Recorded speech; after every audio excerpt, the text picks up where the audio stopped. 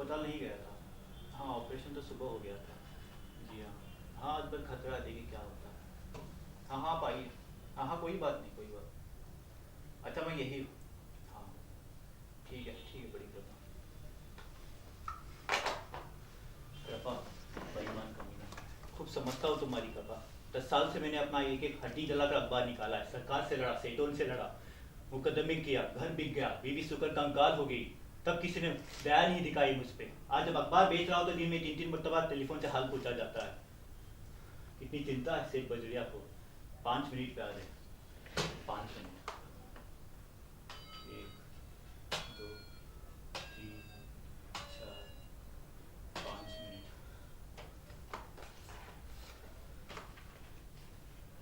कितने साथ से मैंने तुम्हें निकाला, कितने लगन से, कितनी मुसीबतें झेल कर तुम्हें चलाया था।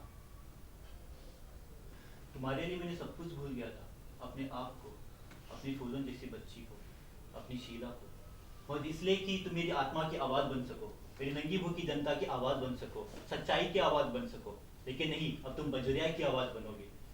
तुम्हारा नीलाम होगा। आवाज़, आवाज़, जनता की आवाज़, आत्मा की आवाज़, सच्चाई की आवाज़।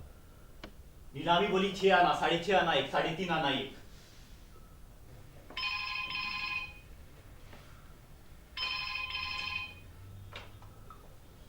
हेलो। हाँ कहिए ना। हाँ, मैं दिवाकर हूँ। हाँ हाँ। अच्छा, शीला जग गई है, मुझे बुला रही है। ठीक है, मैं अभी आया। कोई खतरा? अच्छा ठीक है। हाँ, अगर कोई बात चले फोन करना। हाँ जी। आइए मिस्टर दिवाकर, क्या हाल है भाई? क्या बात है दिवाकर जी, समथिंग सीरियस? कोई बात नहीं सेठ जी। बात क्या होती, मेरी कुछ अजीब सी आदत है। जब मन बहुत परेशान होता है तो मैं पियानो बजाने लगता हूँ। जाने के लिए, लेकिन आप भी सोचते होंगे। नहीं नहीं, नर्वस टेंशन में अक्सर ऐसा होता है। इतनी बच्चों वाला पियानो?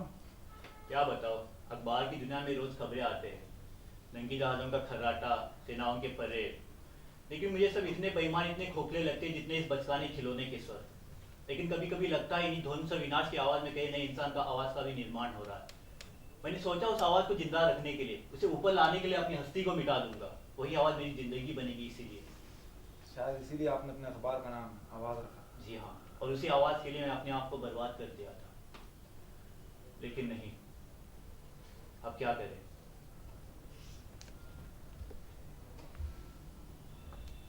देखिए, पर्सनल रिमार्क आपको शोभा नहीं देता दिवाकर जी। आप मुझे बिल्कुल गलत समझ रहे हैं। मेरा कतई यही इरादा नहीं कि मैं जनता को गुमराह करूं।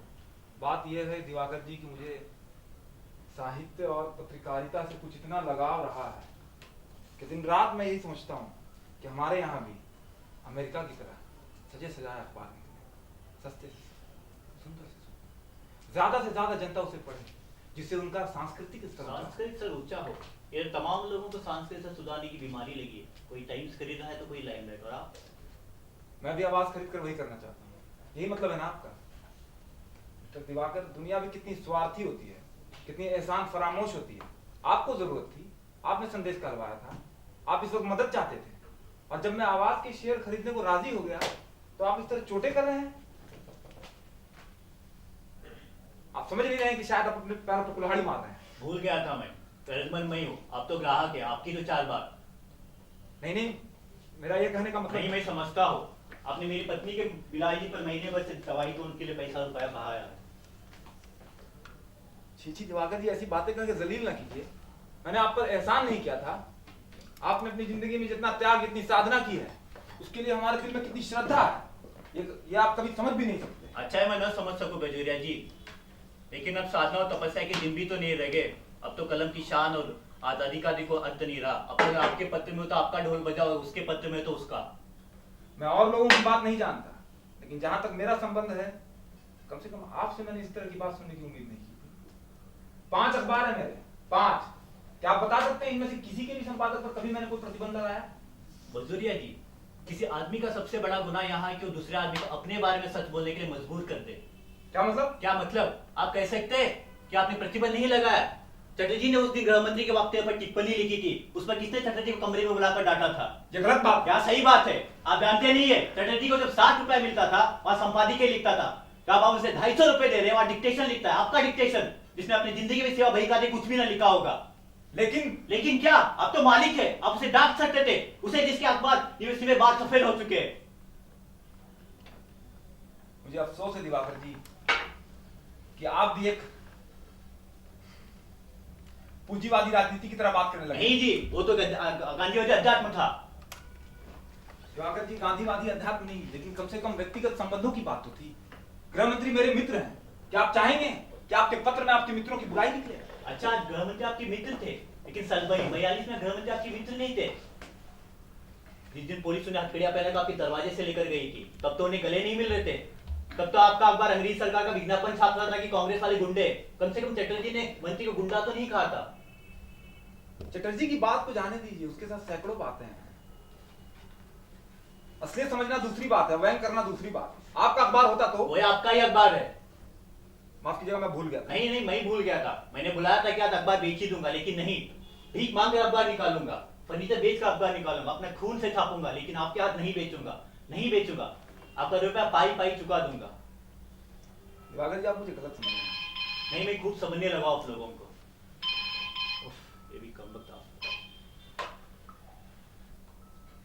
हेलो, जी हाँ, हाँ तो दिया, जी हाँ। क्या?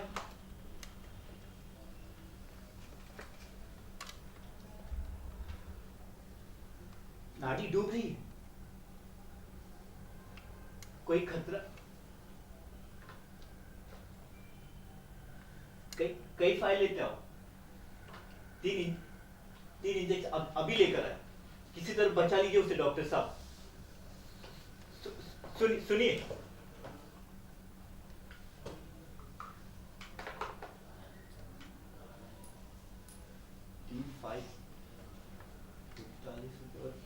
कैसी हालत है वाइफ की दिवाकर जी? 164।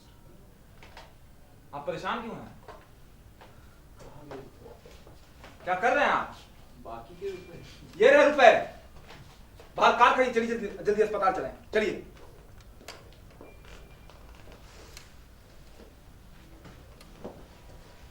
उसकी हालत ठीक नहीं सेठ जी, जल्दी कीजिए। आप देवता है सेठ जी, मैं पागल हो गया था, मैं पागल हूँ, आवाज आपका है, लाइए कागजात में दस्तखत कर दूं। ठीक, कैसी बातें करते हैं आप? मैं अखबार नहीं। मैं तो अखबार बेचूंगा। आपने कितना किया है मेरे लिए, आपने मेरी शीला की जान बचाई है, और मैं आप पर अविश्वास करता हूँ। नहीं, मैं ऐसा परामर्श नहीं, लाइए कागज लाइए।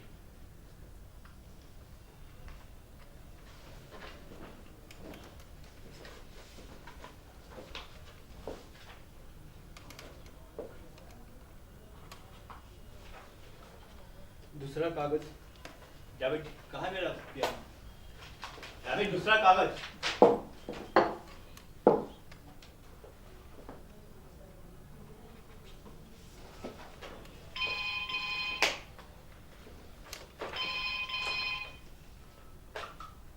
हेलो, हाँ कहिए ना, मैं हूँ।